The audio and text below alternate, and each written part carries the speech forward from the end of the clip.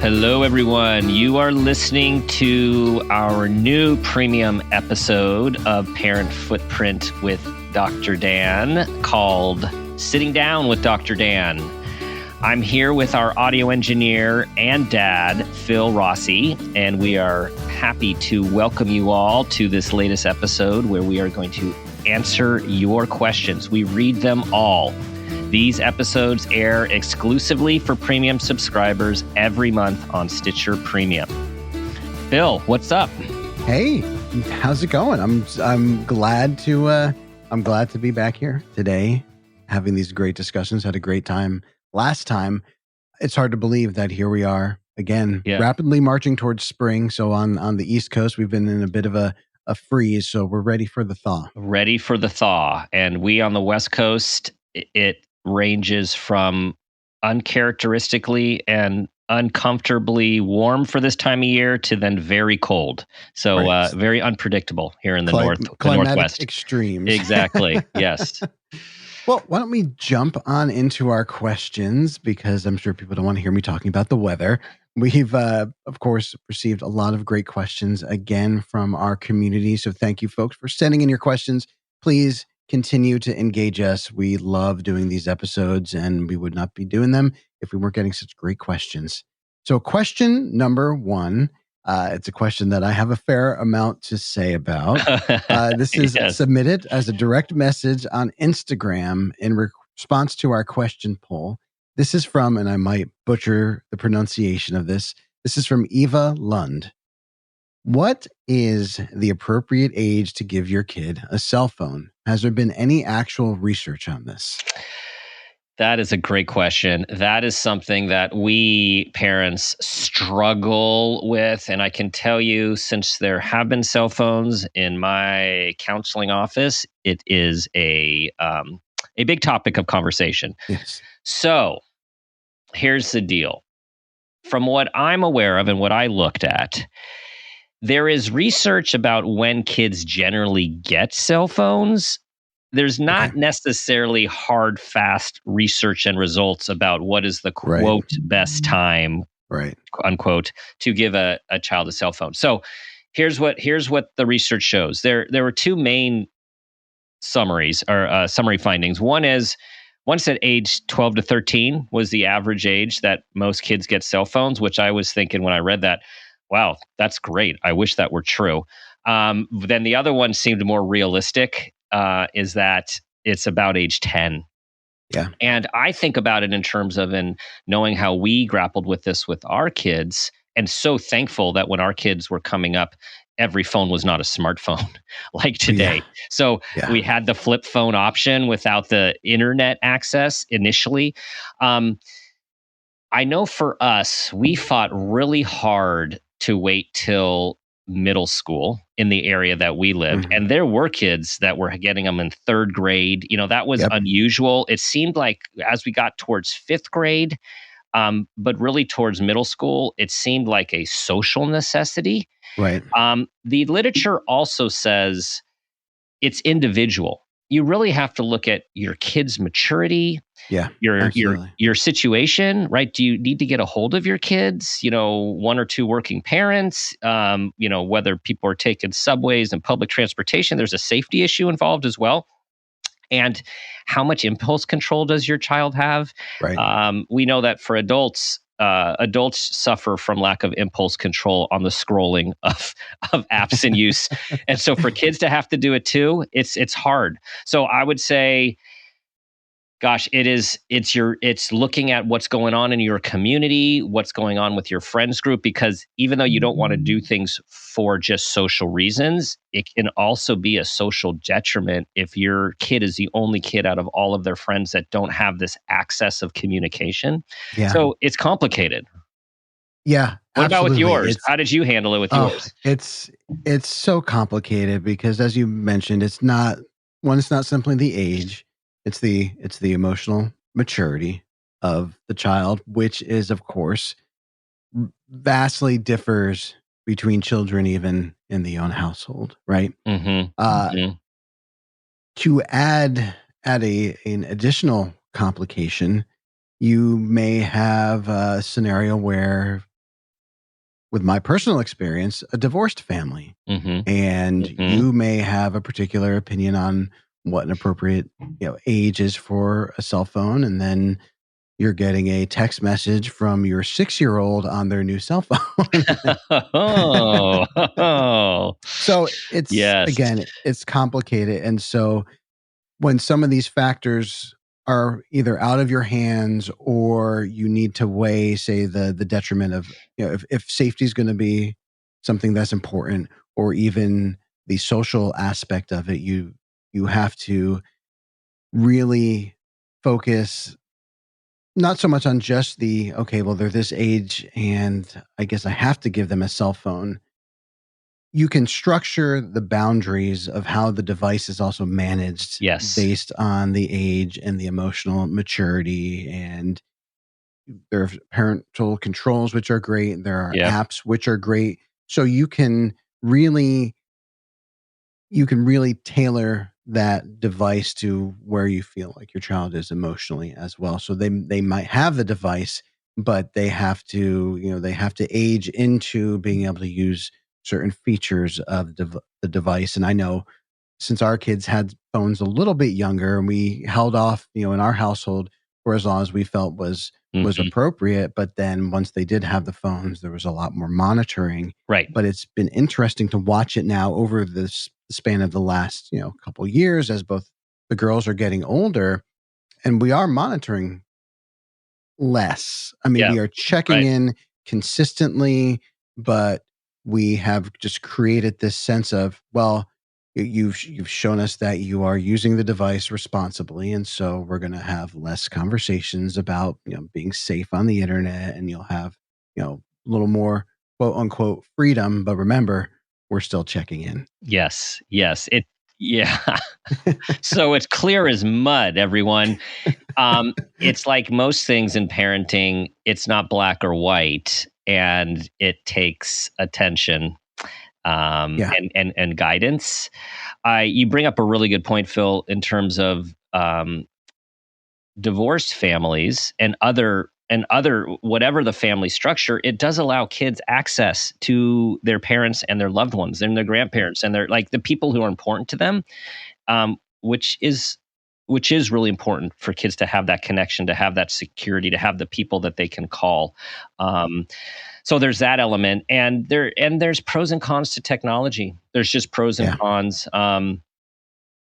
So I guess what we're saying is the research says age 10ish to 12 and 13ish. We both say hold out as long as you can, given your situation. yeah, absolutely. And then look at all the pros and cons and have these questions, have these dialogues with your kids. I like to say, like, Yes, here, I yes, get it. Here's the reasons we're thinking we think we could go with this direction, and here's the reasons that we're hesitant.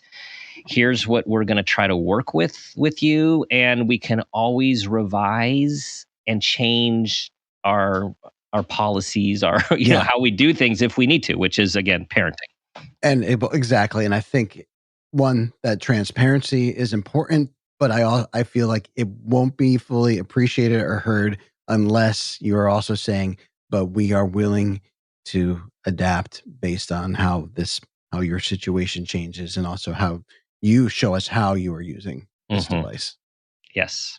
But it's like you said, boy, it's not as simple anymore as handing over a flip phone No. because this is a far more this device opens a lot more avenues, which we could do a whole episode on just this topic. We could. It used to. I And just we had. have. Yeah, we have. Yeah, we have. We We've had have. a few. Um, I remember getting my own phone number in middle school, which was huge. The freedom that came with my own phone Yeah. number that I can call in and call out. Man, that was simple. Yeah. Oh yeah. Yeah. And I will give here's one a very quick anecdote. My daughter was very tired at school one day and she got on the bus and she would probably murder me for sharing this story. But she fell asleep on the bus. Yeah. Yeah. And she didn't realize it until she was several stops away. I noticed that she didn't get off the bus, Yeah. but I was able to check on her on my phone and see exactly where she was. And she texted me right away, said, oh, I fell asleep on the bus. Yes. And I said, well, I know exactly where you are, and I'll come get you. So there's certainly one of the pros. benefits That's the benefit on the for parent sure. side. Okay, next question. This is submitted by B Gal and also sent via an Instagram story reply.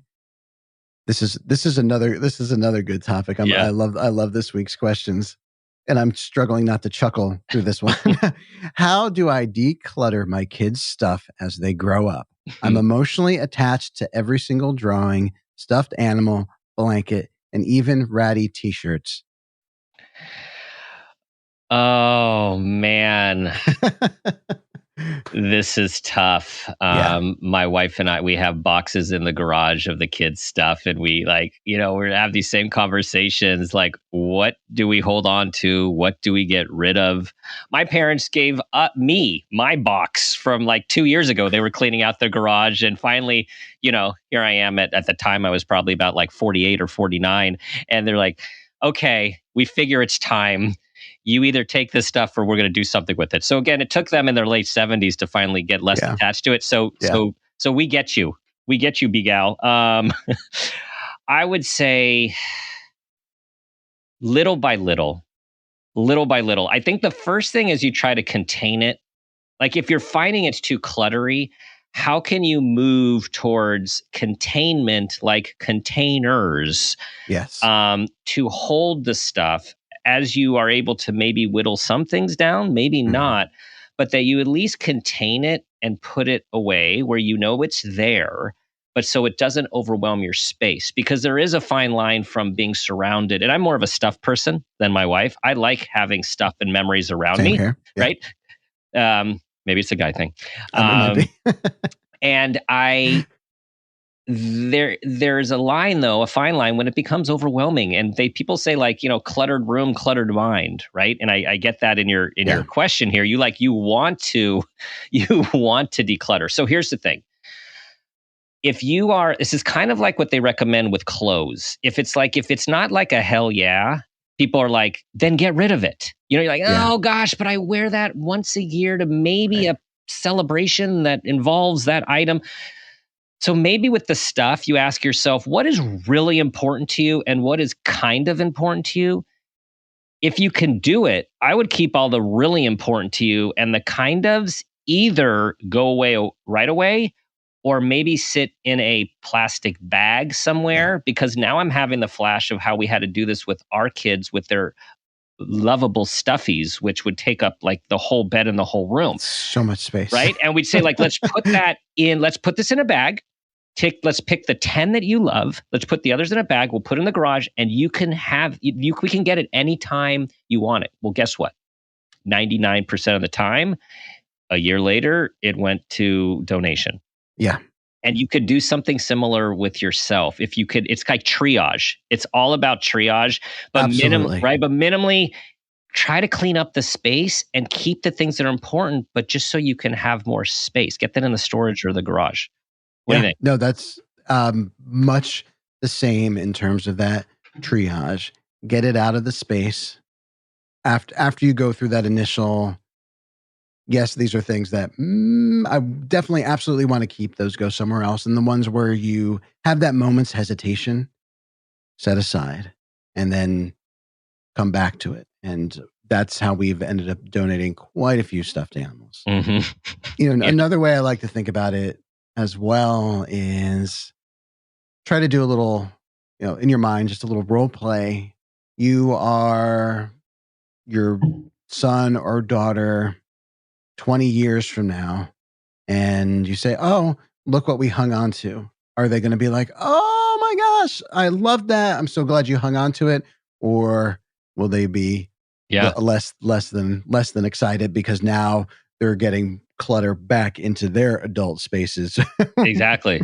And I think what Bigal's talking about is, regardless of what her kids think, she can't get rid of them. Yeah. It might be that her kids are like, why are you keeping this terrible art project? Absolutely. But maybe just to clarify, for me, at least, that's been a means to be able to let go of some of this stuff, imagining If they that care. Yeah. when 20, 30 years from now, they could take it or leave it.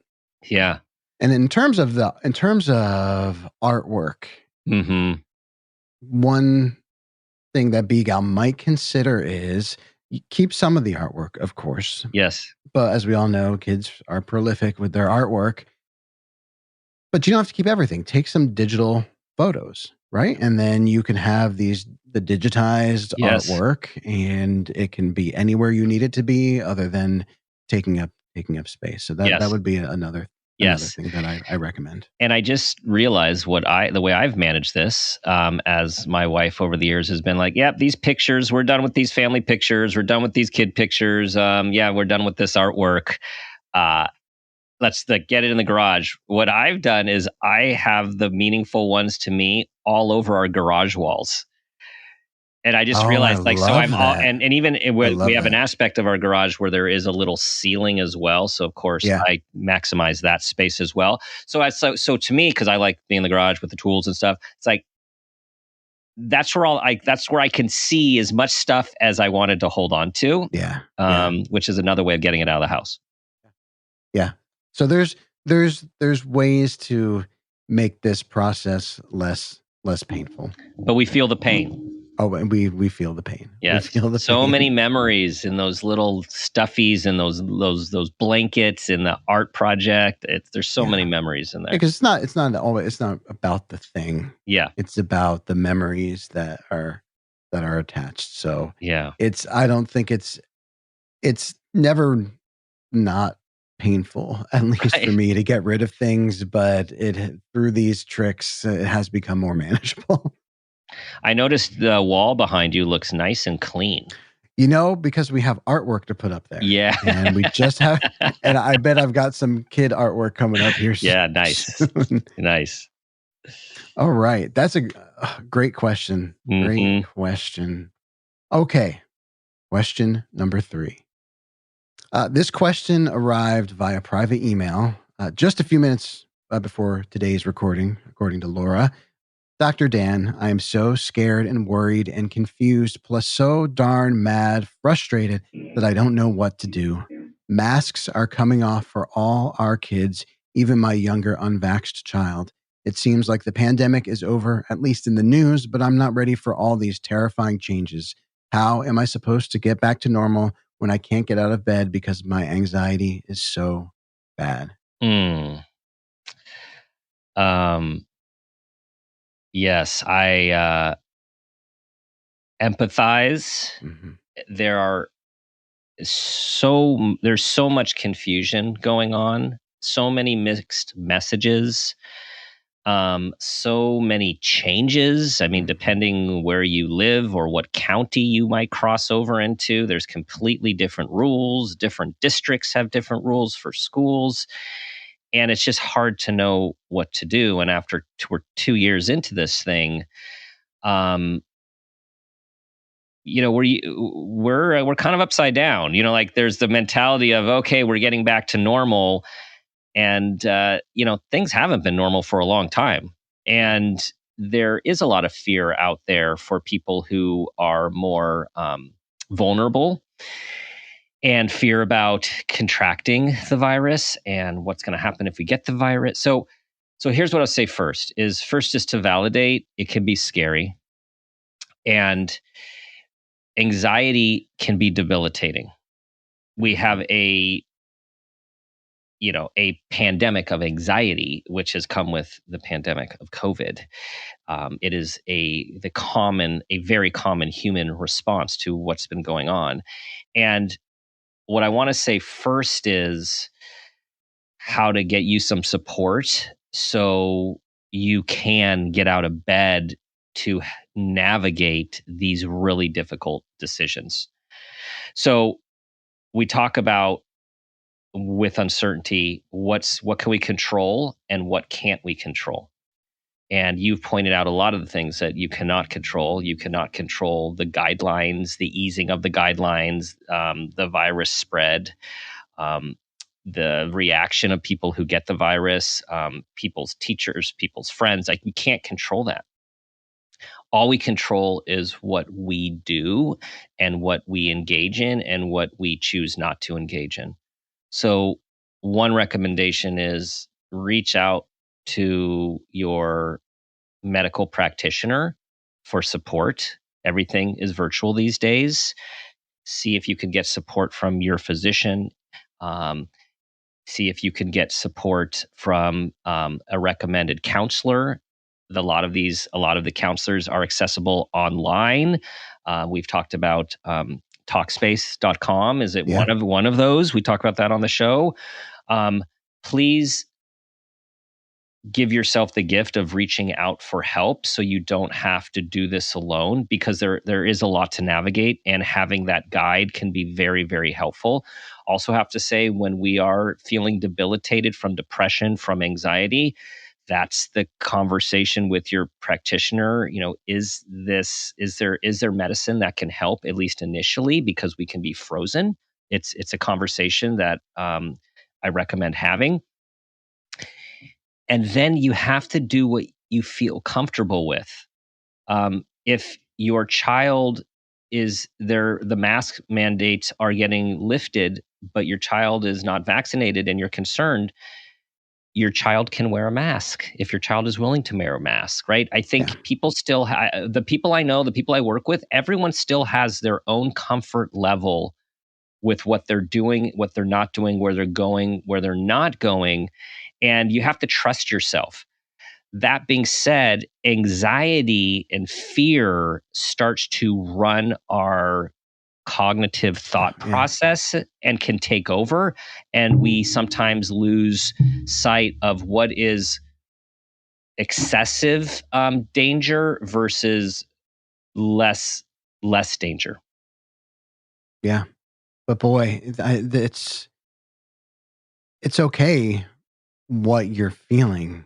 Hmm. It's one, it's scary stuff. Two, it just things are changing so rapidly. People are making decisions for us. It it's okay to feel overwhelmed. We've all had Hmm. these moments, and then you add on to it the frustration. It's just so many feelings all at Yeah. once. So many feelings all at once. So I really, really feel for you. And Hmm. Dr. Dan, of course, is spot on. I don't have much to add by way of advice, but certainly I can empathize with how you're Hmm. feeling and how this can be so debilitating. Yeah, and the anger too, right? That other Yeah, emotion, the anger. There's so yeah, it's just so natural to be flooded by all of those emotions: sadness, frustration, anger, fear. It's normal, and when we get heavy doses of all of them, it can keep us in bed. And so again, a natural response to a heavy dose of huge emotions and a lot of uncertainty that you're dealing with. So, strongly encourage you to reach out for support so you are not navigating this alone. that's huge. That's huge because these feelings, just by the nature of these emotions, are very isolating. Hmm. But you're not alone, and yeah, seek out that support. And I know part of part of this for folks that are really struggling at this stage is it's this sense that when are we going to get out of this rut with all of this, because it seems like it keeps going on and Hmm. on and on. And just for me personally, I've been really making an extra effort for those moments that are not involved with the pandemic or any other stress, and just embracing those moments, even if it's, 10 minutes, right? Or 5 Hmm. minutes or 2 Right. minutes or just a moment where I don't have to manage any of that. And Yeah. and hopefully as you find that support and start moving forward more, that you can do that as well. Yes, we are sending our best to you. Absolutely. You're not alone. Okay. Question number 4, which looks like we are going to have some time for. So I'm going to just jump right into it. All right. The mother of my daughter's best friend is very manipulative, self centered, selfish, and I don't like her. I joke with my husband that she might be a narcissist and that she needs professional help. LOL. I'm worried about my child being around this type of person and parent. I do not like this woman at all and wish our kids weren't even friends. What should I do? This is keeping me up at night. This is rough. And this happens. So, Yes. there's a saying, we can't choose our kids' friends, when we certainly can't choose our kids' friends' parents. Yeah. Especially when they're our kids' best friends. So this is really difficult to navigate. I know those personality descriptions that you gave, and you joke that she's a narcissist. She might be. Like those are a lot of characteristics of narcissism. I'm not diagnosing here. Basically saying, when you have manipulative characteristics and you have a lack of empathy, and you have sort of this toxic presence, it just makes you feel it when you're with a person like that. There's often something going on. So it is about trying to walk the line. Of course, and when I say walk the line of, like, do we do something or do we monitor, or do we keep Right. something from happening? So, of course, we have to keep our kids safe. And when we think of safe, we think of first physical safety. And I think in this case, you're probably speaking to more emotional and psychological safety. If your child's around a parent like this, what I recommend is having conversations and just kind of staying close about this. Like, if you hear this person say something inappropriate in front of your child, loop back. Ask your child how she feels around so and so's mom, because it's okay for, like, we want the dialogue of, at first it might be, oh, she's funny, she says funny things. It could evolve to, you know what, I don't feel as comfortable, or sometimes she's kind of weird, and sometimes I don't feel good over there. You just want to have the dialogue. You don't want to shut it down, because if you just shut it down, first of all, it's your child's best friend. Second of all, your child will not keep sharing with you if you're using what they're saying to just kind of step in. And I know the person asking this question is not like this. I can tell by the question. Yes. Um, Yes. and so, doing what we parents tend to do is suffer in the wee hours of the night. Is just know that you are a solid parent. You're raising your kid. Your job is to guide them and help interpret the world. And there are going to be other people like this your child is going to come across. What I would want to do is help your child see that those things are inappropriate, that those things can make people feel uncomfortable. And so your child knows over time that this isn't okay. And Yeah. then, depending on your child's age, because we don't know that, Yeah. you can obviously try to control a little more with, let's have her over at our house, or let's do a sleepover over Exactly. here. Like, when they're younger, you can do more of Yeah. that. When they're older, you have less of that control. What have you been in any situations like Oh, this? yeah. Well, Yeah. I think that's perfect, because when they're younger, you have more control over that aspect of Hmm. where they are spending their time with their best friend. But then when they're older, then you have the benefit of being able to engage in a dialogue with them about what the scenario is. And that's just as I feel is just as powerful a tool as having the sleepover at your house, because now this also becomes, granted, it is the immediate situation that you're in, but this is also a very valuable, like, guiding and teaching experience as a person, because unfortunately there are a lot of narcissists out there, or people with some of those personality traits that our kids are going to come across in life. And this could be an opportunity to prepare them to manage that. And it's not saying they can't spend time with their best friend, but really it's kind of just being aware of what's going on around you. And so, yeah, I mean, again, and I have encountered similar situations and have handled it both ways. When they're younger, that Yeah. we've encouraged them to spend time at our house, and Yeah. when they're older, just having those discussions, and then also doing my best in the wee small hours of the night, having faith in my parenting that I've helped them, with their toolkit so that they can be in this be not be in a uncomfortable situation unnecessarily. Yes. And as I'm listening to you, I'm also reminded of some situations that we were in. And what I would say is there were some times when we'd have to flat out tell our kids, hey, we just don't feel comfortable with you being at with X. And depending on our kid and their age and their level of awareness, they would get it. Even though they wouldn't like it, they might get it, or they would say, why? And depending on our kid's age, we had to try to do a age appropriate, Yes. expectation. Well, we don't know the parents that well, or we just don't think that they parent have the same values that we do.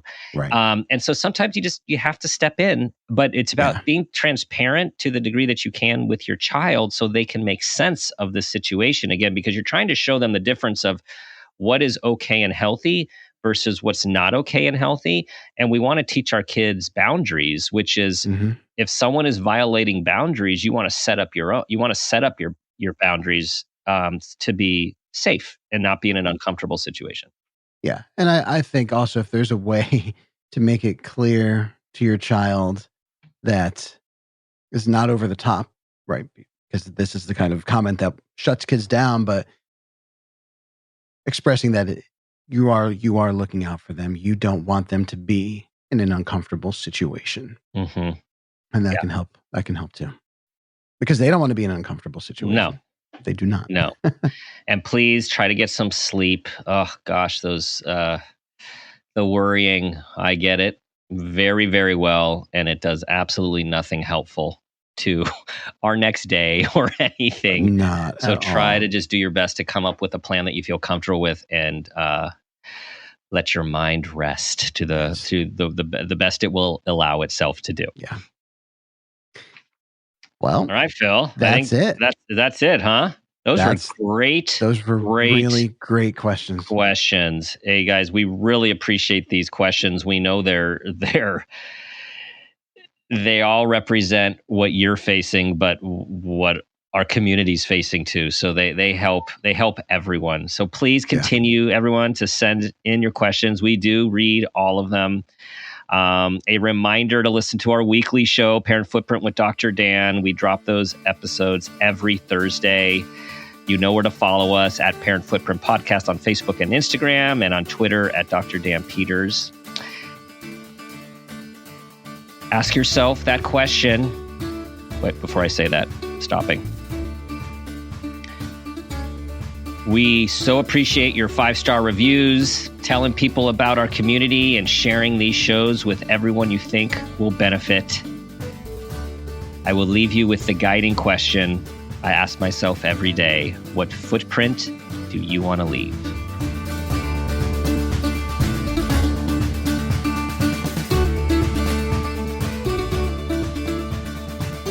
This has been a Peters and Rossi production. Parent Footprint with Dr. Dan is produced by Laura Rossi. Our engineer is Phil Rossi. Theme music is Mountain Spring High, composed and performed by Gabriel Lewis. Artwork is by Garrett Ross. Follow us on Instagram and Facebook at Parent Footprint Podcast and on Twitter at Dr. Dan Peters. If you are an advertiser interested in advertising on our show, go to midroll.com/ads. For more information, go to exactlyrightmedia.com. Listen, subscribe, and leave us a review on Apple Podcasts, Stitcher, or wherever you get your podcasts.